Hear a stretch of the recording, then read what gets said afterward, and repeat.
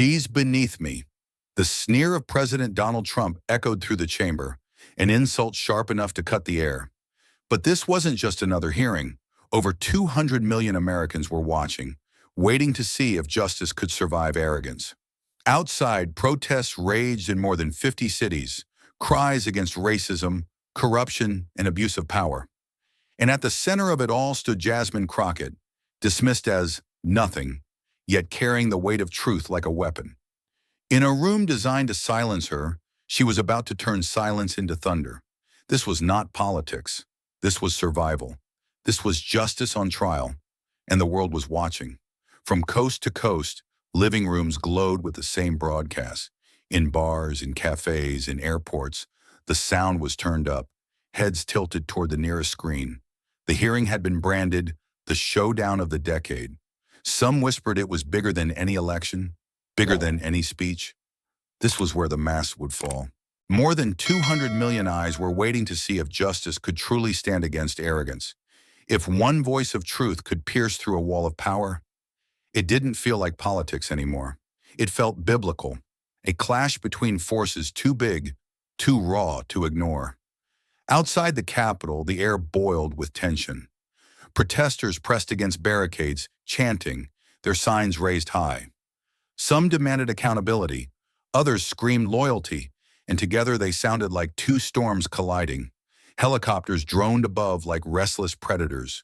Reporters filled every step, their microphones trembling with anticipation, their cameras hungry for the one shot that would define history. Inside, the hearing chamber was suffocating. Every seat was occupied: senators, representatives, aides, staffers, journalists. The wood-paneled walls seemed to pulse with the heat of so many bodies, the whispering voices, the shifting papers. No one was relaxed. Even those pretending to smirk or lounge in their chairs betrayed tension in the tapping of their feet, the clenching of their jaws. It wasn't just another session. Everyone knew that. This was blood sport wrapped in procedure. This was a gladiator pit disguised as democracy. The silence thickened. Then, the doors swung open. He entered. Donald Trump strode into the chamber, not like a man summoned for questioning, but like a monarch arriving to inspect his subjects. His presence was overwhelming, commanding the air before him. He didn't rush. He never rushed. His walk was deliberate, every step calculated to remind the room, I am still the one in control. The suit he wore was darker than shadow, the red tie slicing across it like a wound. He held his chin high, eyes sweeping the chamber as though daring anyone to look away. And when he smiled, that half smirk of arrogance, a wave of unease swept through the room. He raised a hand casually, like an emperor granting recognition to the crowd. A section of supporters erupted in cheers, clapping as if they were at a rally. Others groaned, muttered curses under their breath, shifting in their seats. The noise was deafening, camera shutters snapping like gunfire, whispers colliding like sparks, the entire chamber vibrating with the electricity of his arrival. And then she appeared. Jasmine Crockett entered without theatrics, yet the moment she crossed the threshold, the room seemed to shift. The marble floor caught the rhythm of her heels. One step, then another. Steady, purposeful, like the drumbeat of a march. She carried no smile, no wave, no outward performance. Instead, she carried silence. And that silence roared louder than Trump's entrance. Her eyes did all the speaking. They burned with focus, sharp and unyielding, like steel that had been forged in fire. She didn't glance left or right, didn't acknowledge the whispers, the cameras, the tension. Her gaze was forward, locked like a blade on its mark. There was something almost unsettling about it. In a chamber where noise was the norm, where politicians performed for the cameras, here was a woman who chose stillness, and in that stillness, she radiated power. Trump turned his head toward her, the grin still carved across his face. He tilted it slightly as though amused, as though her presence was some private joke. For a split second their eyes met, arrogance colliding with resolve. The room felt smaller, tighter, as if the walls themselves knew they could not contain both. Conversations fell away. Even the rustling of papers ceased. Two figures now stood in the same room, one draped in arrogance, the other armored in justice. The chairman reached for the gavel. His hand trembled just slightly, though he tried to hide it. Everyone was waiting for that sound, the sound that would mark the beginning, the point of no return. When the gavel struck wood, the crack shot through the chamber like a thunderclap. It was official. The hearing had begun. The storm had broken loose, and the clash between power and justice would no longer be whispered about in back rooms or written in speculative columns. It was here, alive, unavoidable, consuming every breath in that chamber.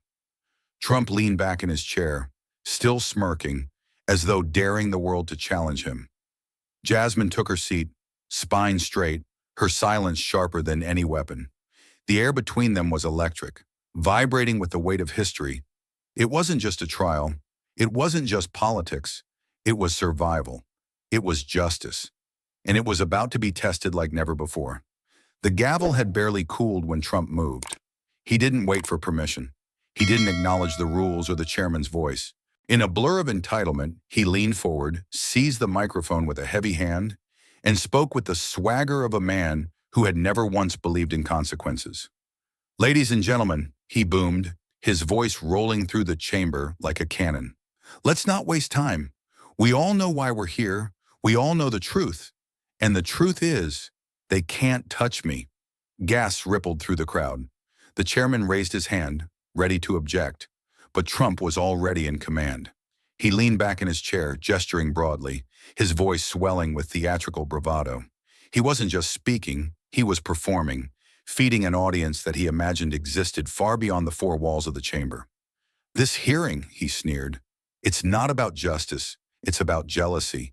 It's about weak people trying to destroy strong people. And believe me, I'm the strongest person in this room." The words hit like sparks in dry grass. From the back of the chamber, a cluster of his loyalists erupted into cheers. They clapped, they whistled. Some even stood, as if they were at a rally, not a hearing. Their noise surged and multiplied, a chant swelling on their tongues. "Trump! Trump! Trump!" The chairman's gavel slammed again and again, but the pounding wood was drowned out by the fever of the crowd.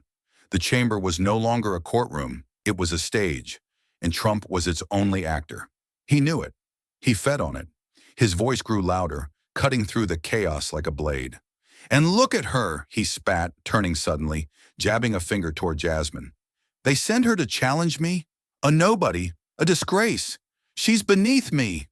The words cracked like a whip. Cameras swiveled. All eyes darted to Jasmine. She did not move.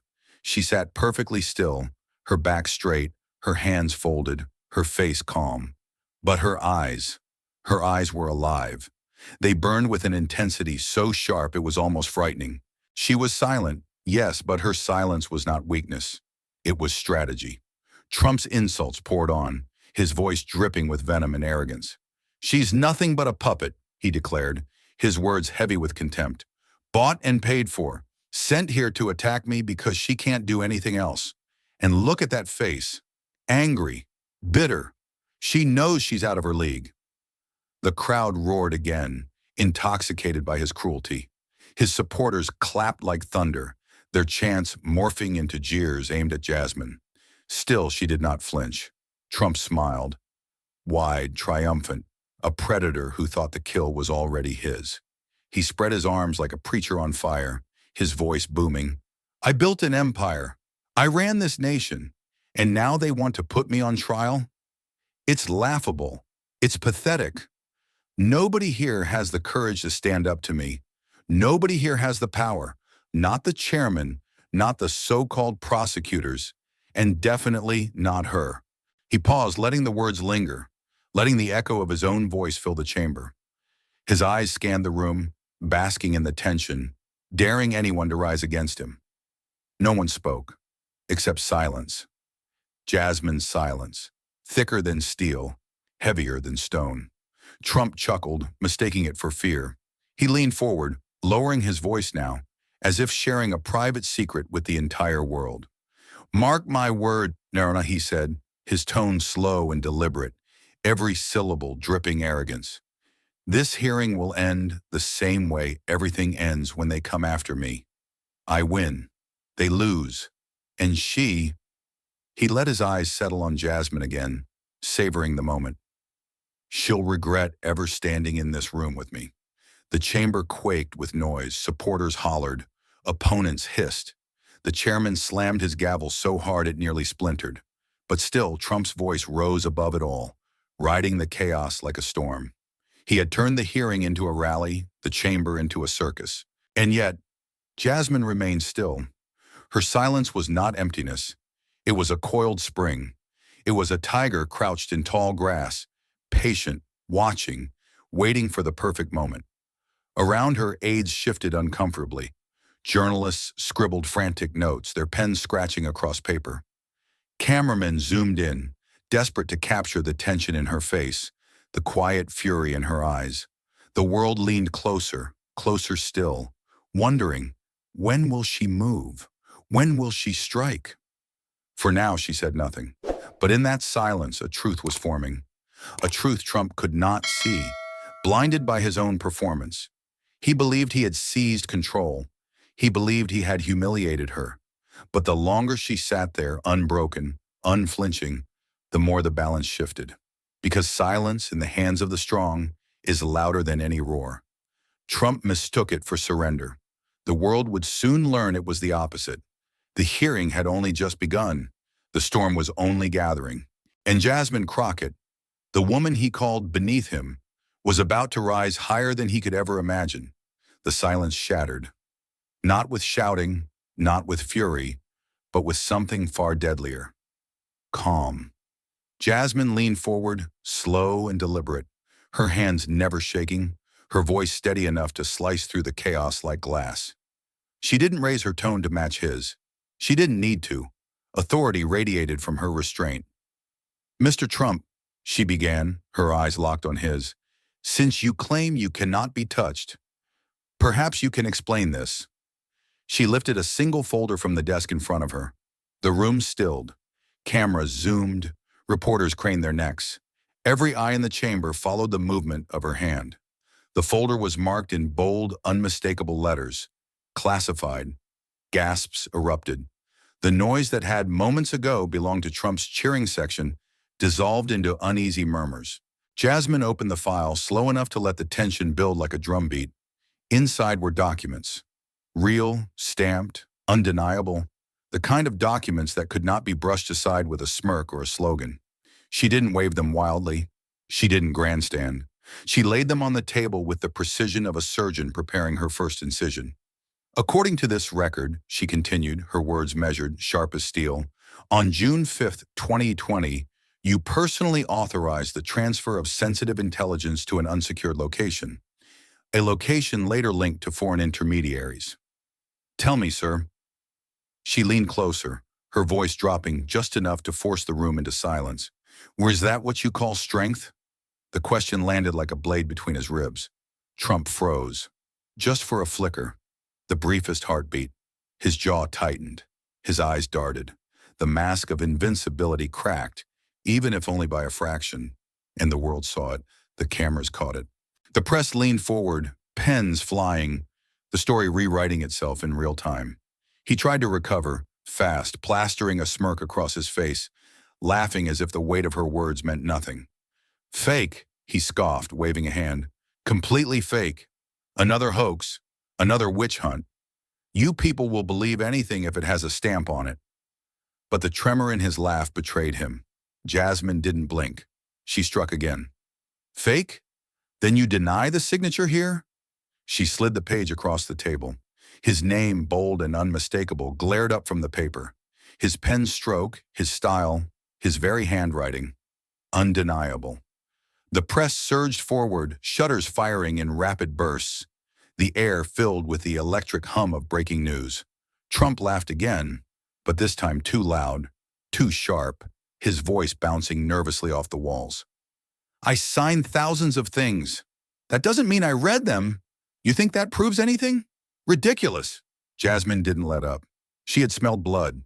"Then perhaps," she said, her tone unshaken, "you'd like to explain why the same document was retrieved by federal agents from your private estate, hidden beneath boxes of personal belongings. Was that an accident too?" The chamber erupted. Gasps, whispers. frenzied scribbling from the press corps. Cameramen swiveled, their lenses snapping from Trump's tightening face to Jasmine's unwavering stare. He opened his mouth, but no words came. The pause was everything. It stretched long enough for the weight of her question to crush the room, long enough for the entire chamber, for the entire nation watching, to see what he didn't want them to see. Hesitation. Trump finally forced a chuckle, shaking his head as if dismissing a child's question. But his eyes betrayed him.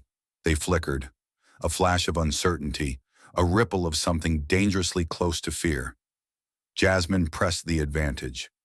"Mr. Trump, you call this a witch hunt. You call me beneath you. But the truth doesn't care about your insults. The truth doesn't care about your rallies. The truth, sir." She tapped the folder lightly, the sound like a judge's gavel striking. "Maureen is sitting right here." Every camera in the chamber swung fully onto her now. For the first time since the hearing began, the spotlight had shifted. Trump, the man who had commanded the stage, who had drowned the room in noise, who had thrived on chaos, was suddenly cornered. And Jasmine Crockett, silent, patient Jasmine, had become the blade. The chants of his supporters faltered. The room was no longer a rally. It was a courtroom again, and Jasmine had just reset the rules. He smirked, he scoffed, he tried to wave it away, but the damage was done. The image had been seared into the public eye. Trump startled, Trump defensive, Trump pierced by a truth too sharp to ignore. The first strike had landed, and though he fought to mask the wound, everyone in that room, and everyone watching across the nation, knew it was there. Jasmine didn't gloat. She didn't smile.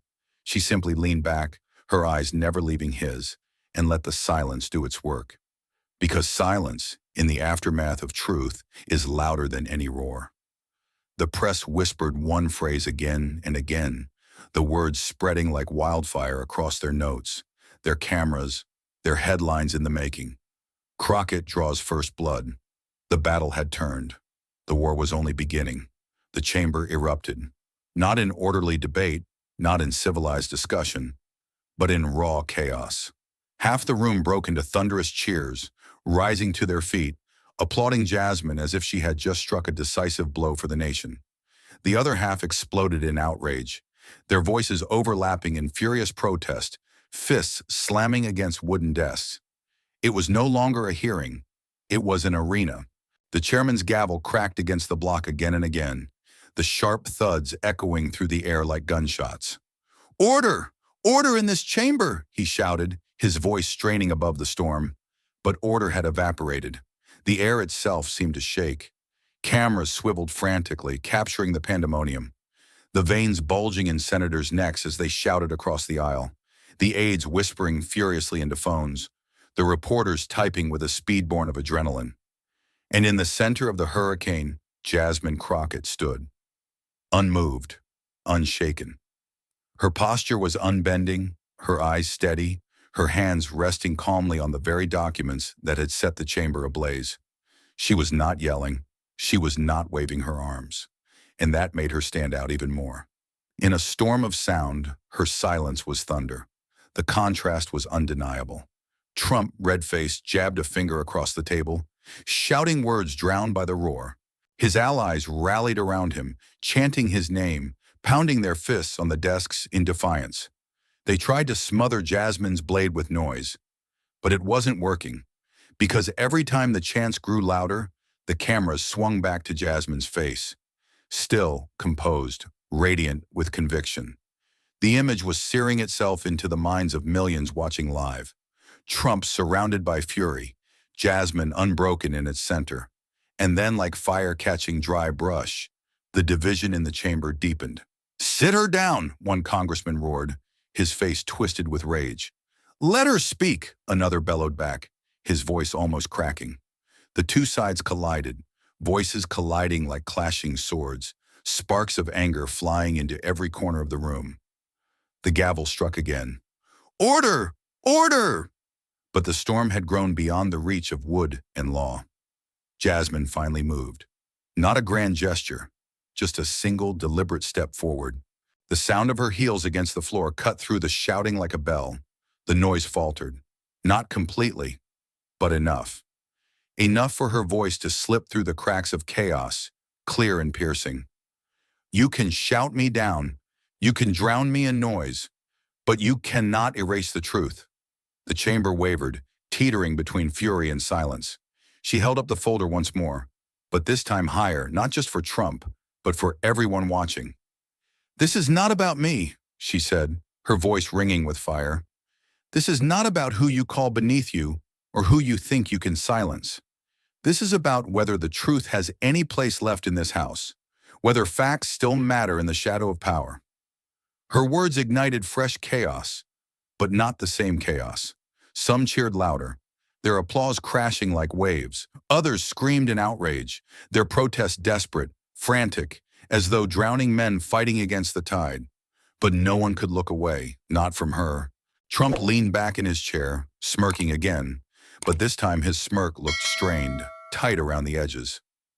He raised a hand, rallying his side, mocking her with exaggerated claps, the sound sharp and venomous. Beautiful speech, he sneered, loud enough for the microphones. Really, just beautiful. Too bad nobody buys it. But his words didn't land the way he wanted, because the cameras didn't cut to him.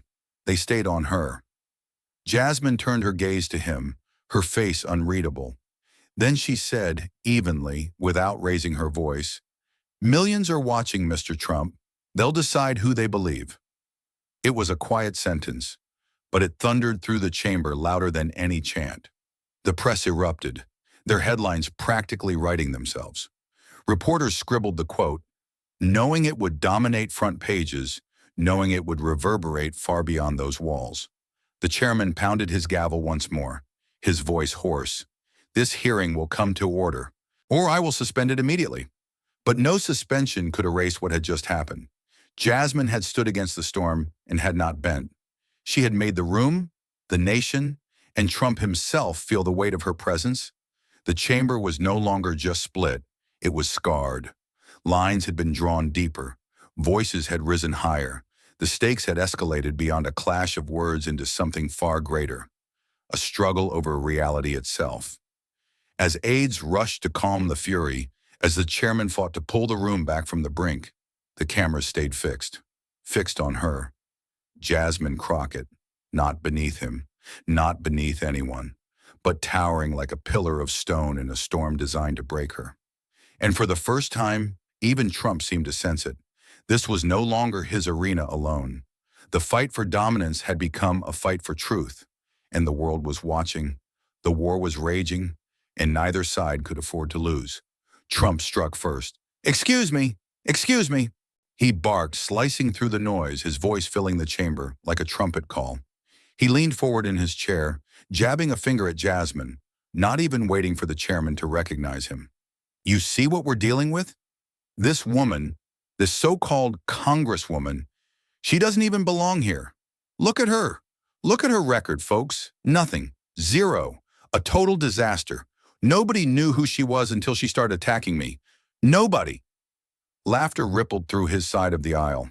Some of his allies clapped, others whistled, their jeers emboldened by his tone. Trump fed on it. "Oh, but she's brave, right? Standing up to me? Please, she's beneath me. Always has been, always will be. And let me tell you something. She's not here to tell the truth. She's here for her 15 minutes. She wants to be famous. She wants to be on TV." He paused, flashing that signature grin, the grin that blended arrogance with showmanship, the grin that had carried him through rallies and scandals alike. "Well, congratulations, Jasmine," he sneered. "You're famous now, because of me. You're welcome." The room fractured again. Cheers thundered from one side, boos from the other. Trump lifted his hands, basking in the chaos like a conductor, orchestrating his orchestra of division. "You want to talk about truth? Let's talk about results," he boomed. "Under me, the economy, best in history, everybody knows it. The stock market, soaring, jobs everywhere, energy independence, we had it. Respect on the world stage, they all begged for my calls. And now, look at the mess. Total disaster." He leaned back, shaking his head, milking the moment. You think the American people care about her little folder of so-called documents? They don't. They care about their wallets. They care about safety. They care about winning again. And nobody knows how to win better than me. The chamber swelled with noise. Applause roared. Protests screamed. The chairman's gavel pounded helplessly against the storm. Trump thrived in it. He thrived in the disorder because disorder was his arena. He knew how to turn ridicule into fire, how to take insult and twist it into spectacle. Every jab he threw wasn't just aimed at Jasmine.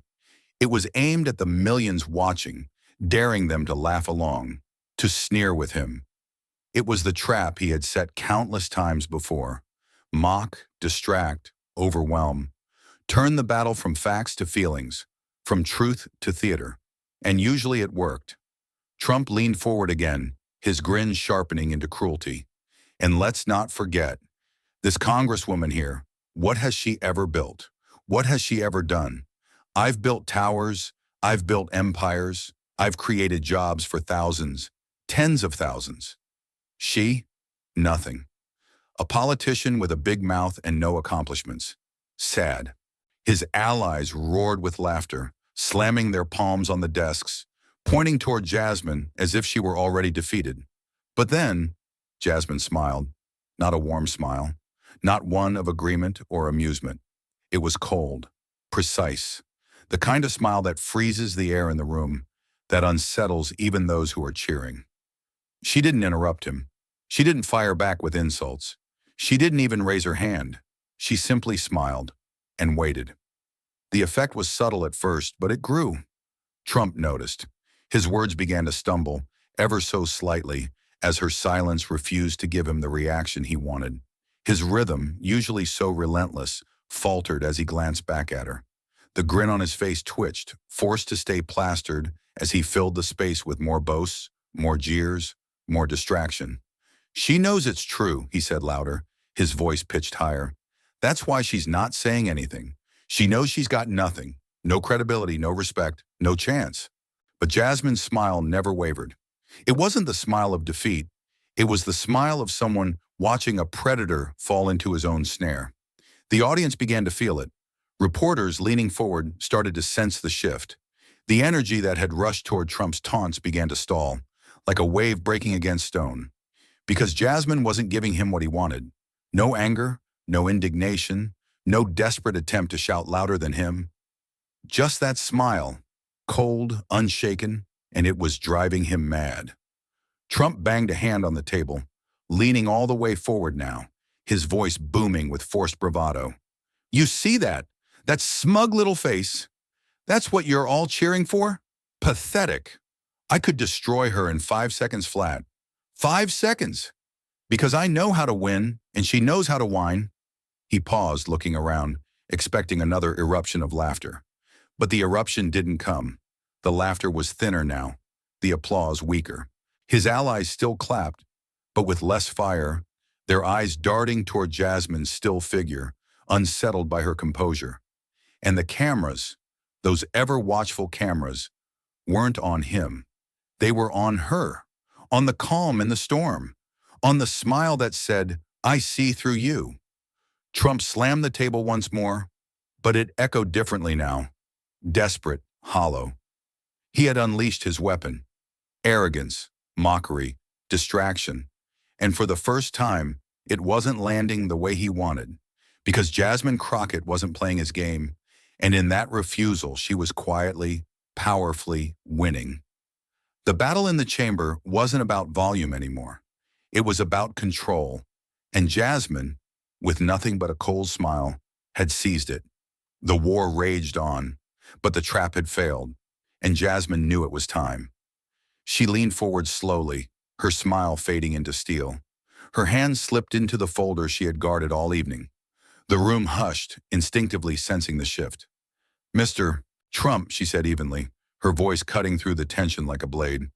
You've had a lot to say tonight, but I think it's time we all listen to you. She pressed a button. A crackle filled the chamber. Then, unmistakably, a voice. Trump's voice. Recorded, raw, unfiltered. I don't care how you do it. Find me the votes. Just make it happen. The words dropped like grenades. Gasps erupted across the room. A wave of murmurs swept the chamber, rolling from desk to desk like a storm building strength. Reporters bolted upright, fingers flying across keyboards, cameras zooming in, hungry to capture the explosion. The audio continued, damning and undeniable. Trump again. You know what's at stake here. If we don't control this, we lose everything. So fix it. Understand? Fix it. Jasmine let it play. Every syllable, every pause. When it ended, silence reigned. The silence of disbelief. The silence of impact. Then the uproar hit like thunder, voices shouting, chairs scraping, allies demanding the tape be struck from record, opponents yelling for order. The chairman's gavel hammered furiously, but the chamber had detonated into chaos. Trump shifted in his seat. For a flicker of a second, his eyes betrayed what his mouth would never admit, a flash of recognition, of danger, of panic. But then, as always, he fought back with bravado. Fake! He bellowed, standing to his feet, his hands slicing the air. Total fake. Another witch hunt, ladies and gentlemen. Another scam cooked up by the Democrats. That's not me. That's AI. That's a deep fake. But the laughter, his usual shield, rang hollow.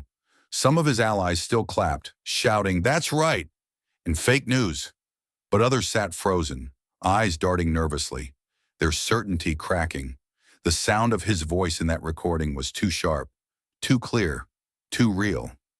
Jasmine rose slowly. "Mr. Trump," she said, calm as ice, "are you denying that is your voice?" "Of course I'm denying it," he snapped, his grin stretched tight across his face. "It's a hoax. You people are sick. You'll do anything to stop me. Anything." Jasmine didn't flinch. She pressed play again. Trump's voice, louder this time, filled the chamber once more. "Find me the votes. Just make it happen." The words echoed like a gavel of their own. Jasmine turned, her gaze sweeping across the chamber, then back to him. "Mr. Trump, these are your words, your commands, your voice. So I'll ask again. Do you deny this is you?" Trump's chest rose and fell, his hands gripping the edge of the table. He laughed, and too loudly, too forced. "Nice try," he said, his tone dripping with mockery, but his eyes flickered with unease. "You think anybody believes this? Nobody believes this. Look at them. Look at the people cheering for me. They know the truth." But Jasmine didn't let go. She stepped forward, relentless, her voice steady and sharp. "You claim it's fake. Then why does it match your pattern of speech? Your cadence? Your tone? Why does it align perfectly with phone records from the exact night this conversation took place?" She paused, the weight of her words hanging heavy. "You can scream fake all you want, Mr. Trump, but facts don't bend to arrogance, and the truth doesn't vanish just because you laugh at it." Gas rippled again. Trump's allies squirmed, shifting in their seats, their usual bravado faltering under the surgical precision of her words. Trump tried to cut her off. "Ridiculous. Absolutely ridiculous." But Jasmine raised her hand, and the room quieted. "You've spent this entire hearing mocking, distracting, and ridiculing. But tonight, the American people don't need your insults. They need your answers." Her voice dropped lower, each word deliberate, each syllable striking like a hammer. "So answer me now under oath. Did you or did you not make that call?" The chamber froze. Trump's mouth opened, but for once, no words came. His lips parted, but the arrogance that had carried him this far seemed to falter against the weight of the recording. The silence stretched, heavy, suffocating, every second a battlefield of its own. Reporters leaned so close their noses nearly touched their screens, fingers trembling above their keyboards. Viewers at home pressed forward in their chairs, breathless, waiting. Jasmine didn't move. She didn't blink. She just held his gaze, pinning him there, refusing him escape. The war was raging, but now for the first time, Trump was cornered, and the bomb had gone off. The chamber sat on a knife's edge. Then the eruption came. Trump slammed his fists against the table, the sound booming like cannon fire. The microphone screeched as his voice exploded across the hall, a raw, guttural roar that shook the walls. "This is a witch hunt. This is treason! You people are sick! The room jolted under the weight of his fury. Papers flew from desks. A glass toppled and shattered on the floor. Some lawmakers recoiled, flinching as though the force of his rage might leap across the chamber and strike them down. He leaned forward, face flushed crimson, spit flying with every syllable. His voice wasn't just loud. It was violent, primal, a beast unchained. You think you can trap me? You think you can shame me with lies? I built this country stronger than ever, and this is how you repay me. The chamber quaked with his outburst. His allies clapped desperately, shouting, "Here, here," as if their voices could shield them from the storm.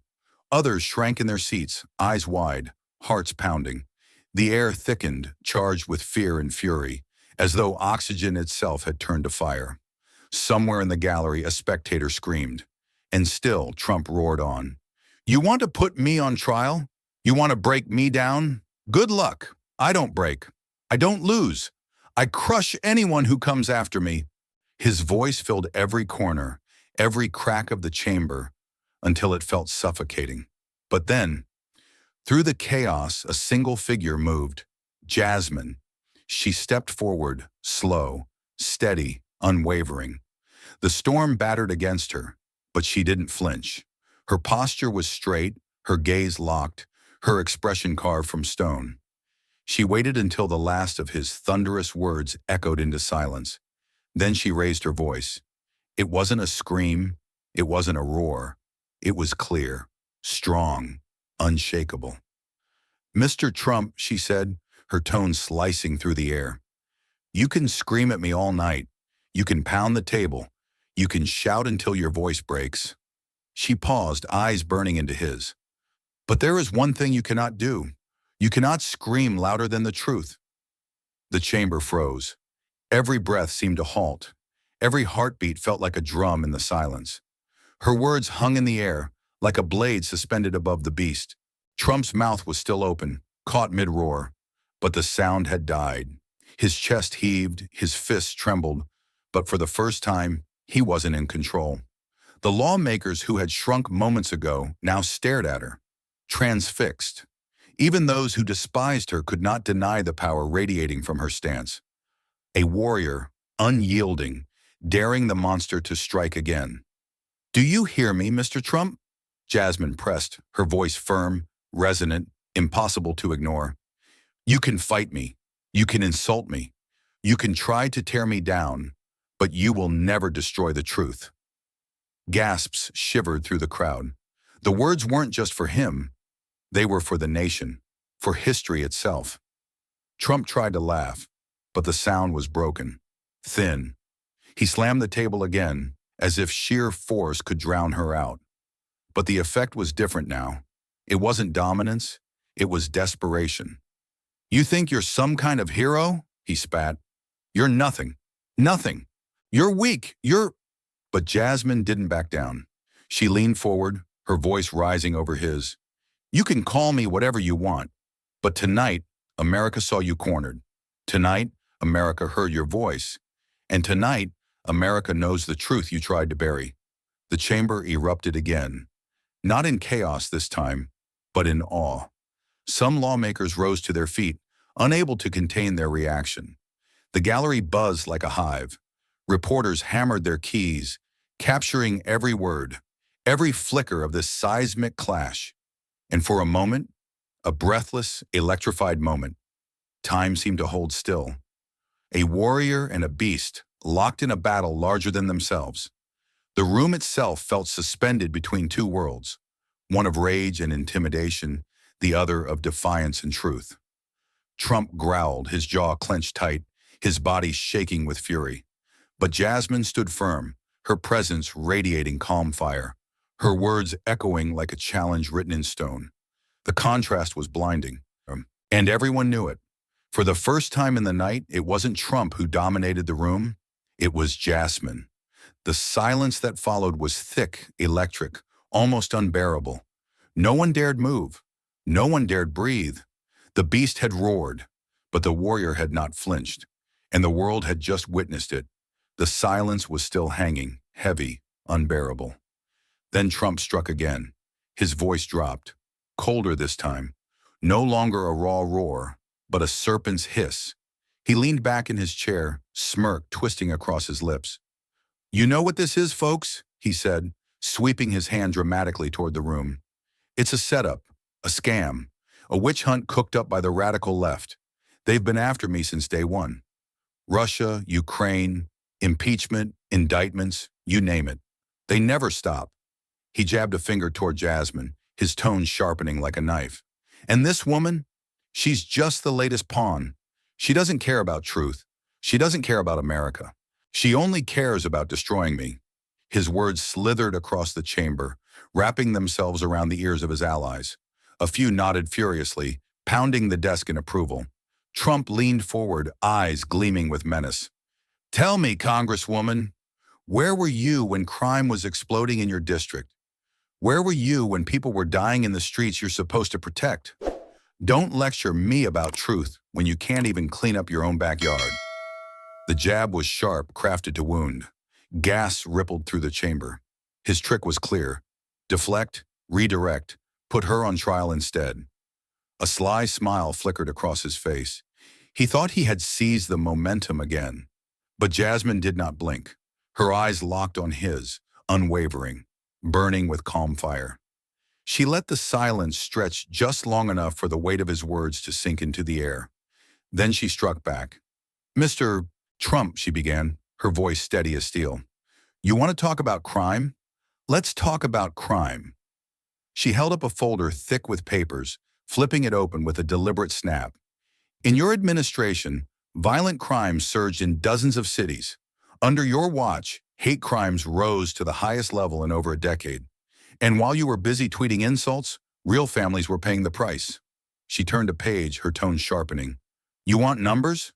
Here they are. FBI data, Department of Justice reports. Not my words, your government's own statistics." Her voice cut through the chamber like a blade, each number a precise thrust. "Murders up, hate crimes up, political violence up. And who was president then? You, Mr. Trump. You." Trump shifted in his seat. His smirk faltered, just slightly. But Jasmine wasn't done.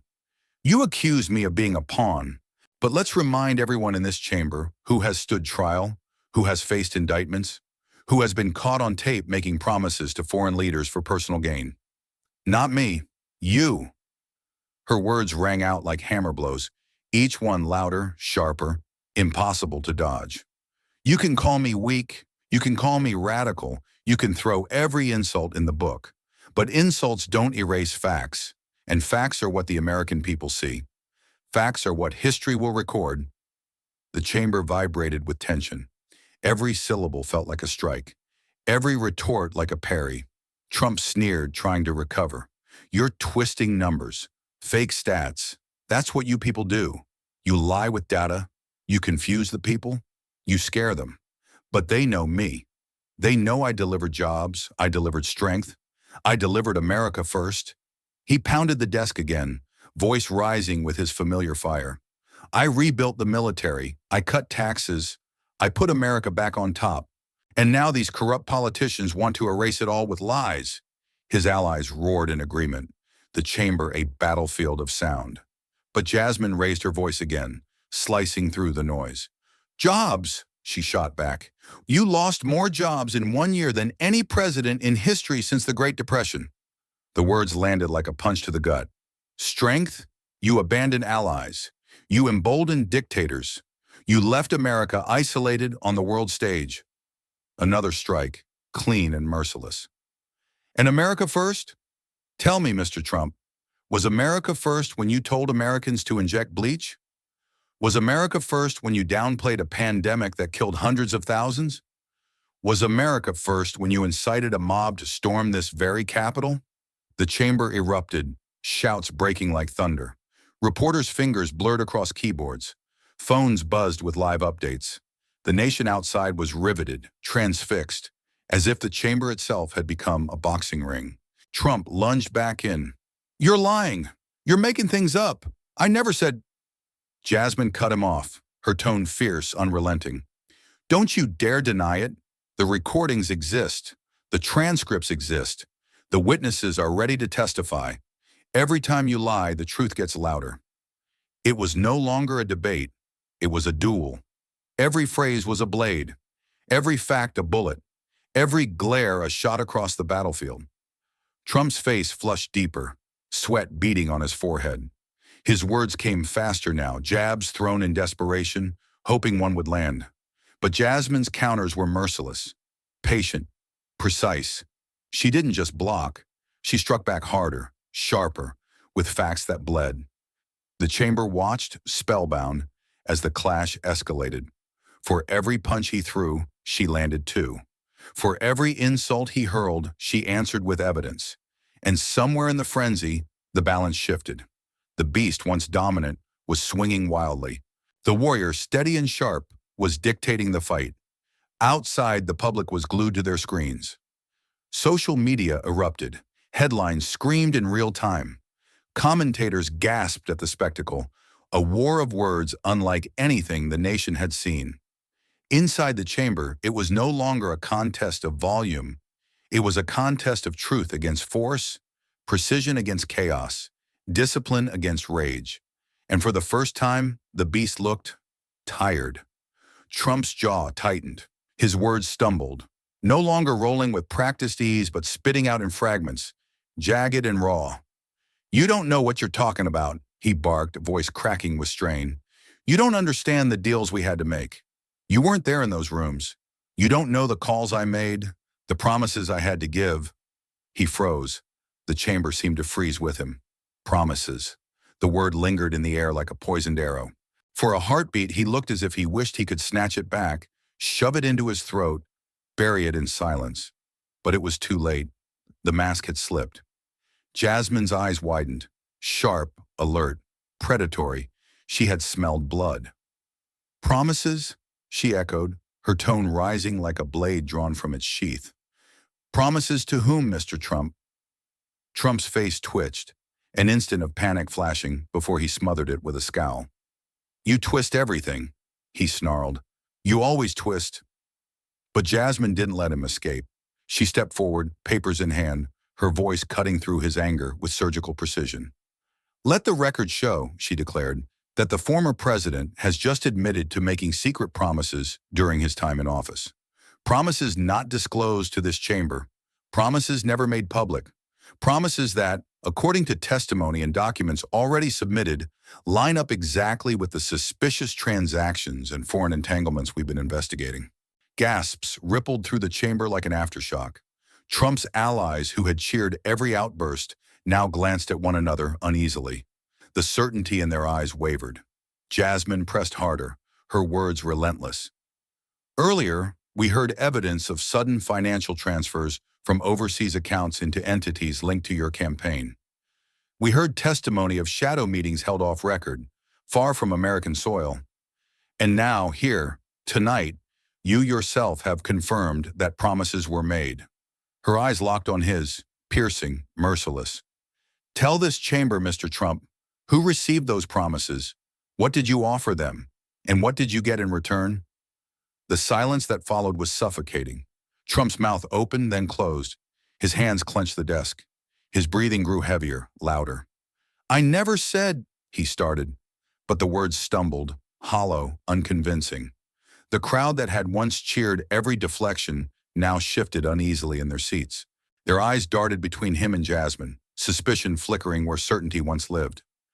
Jasmine raised her voice again, pressing the blade deeper. "You call this a witch hunt. You call it fake.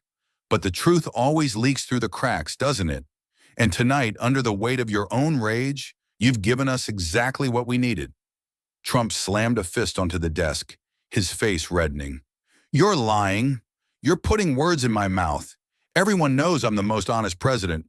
"Honest?" Jasmine snapped, cutting across him. Her tone thundered with righteous fury. "An honest man doesn't hide deals in the shadows. An honest man doesn't need secret promises. An honest man doesn't flinch when asked who he sold America to." The chamber erupted again, but this time the noise wasn't in his favor. Reporters whispered fiercely, fingers flying across keyboards. Cameras zoomed in on his face, capturing the sweat glistening on his forehead, the twitch in his eye. the tightness in his jaw. He looked cornered. The beast was thrashing, but every movement only exposed the wound further. Jasmine drove in the final thrust. You've just admitted what we all suspected. You made promises, promises you never told the American people about. And the only reason anyone makes secret promises is because they're ashamed of the truth. She let the words hang, searing, undeniable. Outside the chamber, millions watched in silence, their breaths held. On social media, the clip spread like wildfire. Trump's slip, Jasmine's strike, the crack in the mask. Inside, the crowd that once fed on his fury was faltering. Their chants grew quieter. Their applause thinned. Doubt had entered the bloodstream. For the first time, the beast wasn't just tired. He was bleeding. And Jasmine Crockett, eyes blazing, stood poised to finish what she had started. Trump knew it too. The calm mask had shattered. Fury poured through every vein, twisting his face into something primal. He slammed both hands on the desk, his voice erupting like thunder. This is a sham, a disgrace. I won't stand for it. He turned, bellowing for his lawyers. Get up here. Stop this now. Shut it down. But the chamber was no courtroom. It was a battlefield, and his rage only fanned the flames. His allies surged to his side, shouting, waving papers, pointing fingers at Jasmine. Their chairs scraped violently against the marble floor as they leapt to their feet. Out of order, they cried. She's out of line. The speaker's gavel slammed again and again, but the pounding vanished beneath the roar. What had been sharp debate dissolved into raw chaos. Jasmine's voice was nearly swallowed by the noise, but she did not step back. She did not lower her head. Instead, she rose, slowly, deliberately, as if the storm had only made her taller. The chamber shook with shouts, but all eyes turned to her. Trump's lawyers shouted objections. His allies formed a wall, trying to shield him, to block her words from reaching the public. One even rushed forward, jabbing a finger at her, trying to drown her out. But Jasmine stood her ground. And then, with one motion that cut through the madness, she lifted the final document high above her head. The paper caught the lights, gleaming like a blade in the heart of the storm. Her voice carried, clear, commanding, unstoppable. You can break the rules, she thundered, but you cannot break this truth. The words sliced the air. The chamber froze. For the first time all night, silence fell. Not from order, but from awe. Every camera swung toward her. Every microphone captured her defiance. She stood alone, arm raised, paper trembling in her grip. Not from fear, but from the sheer voltage of the moment. Trump shouted again, his voice cracking with desperation. Security! Get her out of here! This is treason! But the cameras had already chosen their story. Not his rage, not his fists pounding, not his allies' frantic blockade. The story was her. Jasmine Crockett, standing unbowed in the middle of the storm, truth in her hand like a weapon no power could crush. The chamber dissolved again into pandemonium. Reporters shouted questions, security rushed in, lawmakers shoved one another, voices clashing in a deafening chorus. But above it all, her words replayed again and again, echoing in the air, imprinting themselves in every mind. You can break the rules, but you cannot break this truth. Outside, millions watched in stunned silence, then in roaring applause. Social media ignited in a frenzy. Hashtags erupted like wildfire. Memes, headlines, sound bites, all captured the image of Jasmine with her arm raised, standing against the tidal wave of fury. Inside the chamber, Trump thrashed like a cornered animal. His shouts grew incoherent, his face crimson, his body trembling with rage. His allies screamed alongside him, but the harder they fought, the clearer it became. They were losing. History was being carved in real time, and it was not their hands guiding the chisel. It was hers. The gavel pounded again, desperate, frantic. But no order could erase what the cameras had captured. No spin could rewrite what millions had just witnessed. Trump could roar, could rage, could summon every ally to shield him. But the truth had been spoken, and the world had seen who stood tallest when the chamber burned. In the archives of history, this night would not be remembered for his fury. It would be remembered for her defiance. For that single searing image, Jasmine Crockett, unshaken, arm raised, truth shining from her hands as the storm raged around her. A moment no one could unsee, a moment that belonged not to him, but to her. Yet Jasmine was not done. The storm had cracked his armor, but she had saved her sharpest blade for last. The chamber, thick with tension, seemed to lean forward, every breath held, every heart hammering against ribs. Cameras zoomed tighter, searching for the tremor in her hand, the falter in her eyes. There was none. She reached into her folder, slowly, deliberately, and pulled free a single sheet of paper. The final document. The silence deepened, the kind that screams louder than chaos. Trump froze mid-roar, his voice catching in his throat. For the first time all night, he seemed unsure. His hand, still hovering over the desk, trembled slightly as his eyes darted to the page. Because he knew what it was, and so did she. Jasmine's voice rang out, not shouting but steady, precise, unbreakable. "This," she said, raising the paper high, "is the record. Not speculation, not rumor, not spin. His signature, his deal, his lie laid bare." The chamber erupted. Shouts, denials, gasps, the sound of history tearing down its disguises. Trump lunged forward, almost out of his seat, his voice raw. "Fake! That's fake! I never—" But his words collapsed under the weight of the evidence. The seal at the top, the ink of his name, the timestamp that tied every thread together. Undeniable. His lawyers scrambled, papers flying, whispering frantically, searching for any defense. His allies shouted louder, waving their hands, pointing fingers at Jasmine as if noise itself could erase the truth. But it was useless, because the camera lenses weren't on them. They were locked on him, and what they saw was not a fighter, not a defiant strongman, but a man drowning in silence, his mouth moving with nothing left to give. Trump was mute. The room felt it, like a tide turning, invisible but undeniable. The energy that had once roared for him now recoiled, slipping from his grasp like sand through desperate fingers. Jasmine pressed forward, her voice cutting through the air like a blade through glass. "For every denial, for every insult, for every time you claimed there was no proof—" She shook the paper once, firm, the sound of it snapping sharp as thunder. "This is the proof." He sagged back into his chair, pale beneath the flush of rage. His mouth opened, closed, opened again, but no words emerged. The mighty lion had lost his roar. The chamber held its breath. Then the gavel came down. 1 strike, 2 strikes, 3. The chair's voice was grave, measured, final. "This hearing is concluded. The truth can no longer be hidden." The words reverberated through marble, through air, through history itself.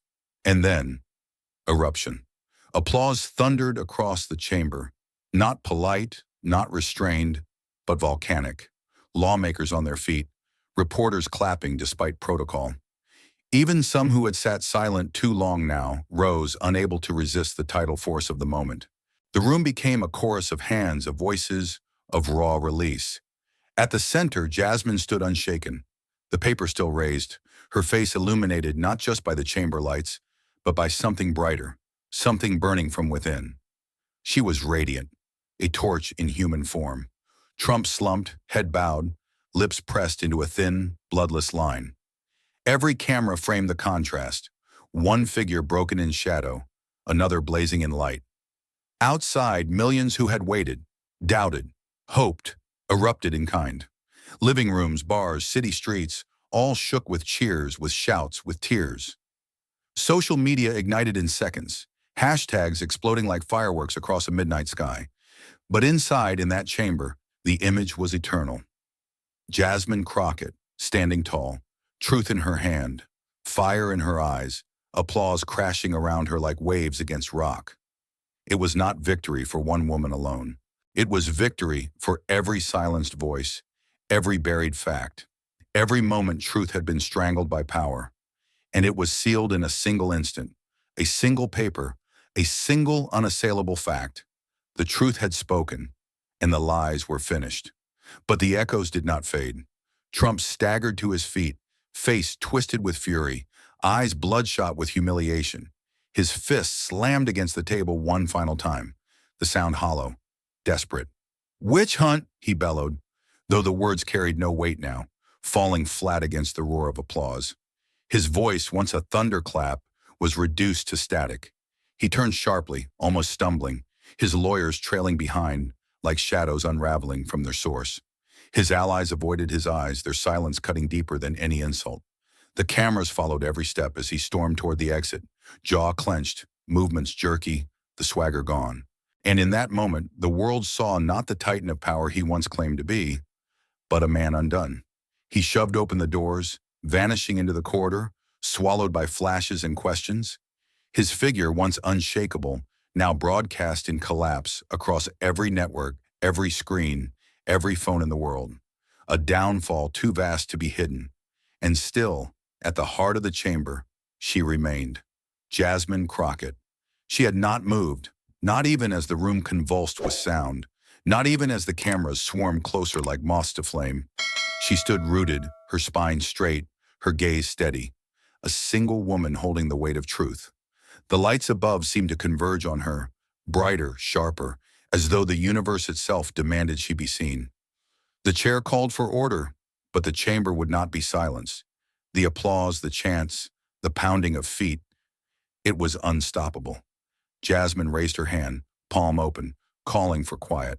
Slowly the noise ebbed, the sea of voices softening into a hush that vibrated with expectation.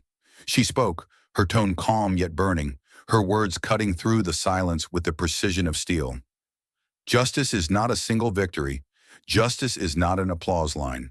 Justice is a battle. The words hung, suspended in the air, before cascading down into the hearts of those who listened. Her eyes swept the room, not just at her allies, not just at her rivals, but at every camera lens, every unseen witness watching from a distance. "I did not come here to win a fight," she continued. "I came here because the truth matters, because every person deserves to live in a country where lies cannot strangle justice. And I swear to you tonight, this battle does not end here. I will fight it to the very end." The crowd surged again, applause slamming against the chamber walls like waves crashing against cliffs. Voices rose calling her name, not as a politician, not as a partisan, but as something greater, as a symbol. Her image flashed across screens around the globe in real time, the paper still in her grasp, her figure framed by light, her oath carved into history. In living rooms and city squares, in crowded bars and quiet kitchens, people leaned forward, eyes wide, hearts alight. Children whispered her name. Strangers wept. Hope, long starved, began to breathe again. Trump's fury would echo still, his allies would plot, the machinery of power would grind on. But for this moment, for this night, the story belonged to her, Jasmine Crockett, the warrior who refused to kneel, the torch that would not dim. Reporters shouted questions, microphones thrust forward, flashes erupting like 1,000 tiny stars. But she gave no further words, only a final nod, a silent acknowledgement that this was not her ending, but her beginning. Then she turned. She gathered her papers, tucked them beneath her arm, and walked down the aisle. The chamber seemed to part before her, not from fear, but from reverence. Each step was slow, deliberate, echoing against marble like the beat of a war drum. Behind her, the applause did not cease. It followed, rolling like thunder, growing louder with every stride she took. She reached the heavy doors, paused. For one heartbeat, she stood framed in the light of the chamber. Then she stepped through. The hallway beyond was shadowed, quieter, the chaos left behind.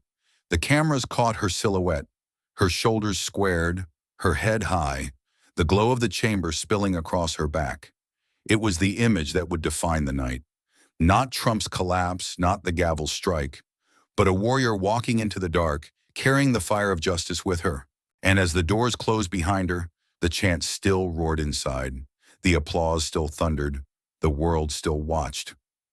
But Jasmine Crockett was already moving forward, into the unknown, into the next fight, a warrior's oath burning in her chest, unbroken.